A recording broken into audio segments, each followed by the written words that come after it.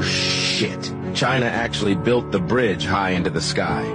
Because it is too difficult to build, it was once ridiculed by Western experts that it could not be built even after 300 years. But it only took China 3 years to complete the project and open it to traffic.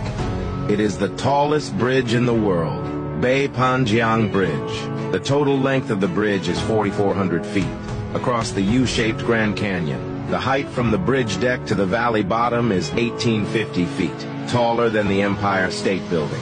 What's even more shocking is that there are no piers in the middle of this bridge. It uses 224 cable-stayed cables to hang the entire bridge deck 100 to 800 feet in the air. Such a bold operation is really unexpected. From a distance, the bridge looks like a giant dragon spanning the sky, showing China's infrastructure strength to the world with a proud appearance. I have to say that China's infrastructure is really amazing.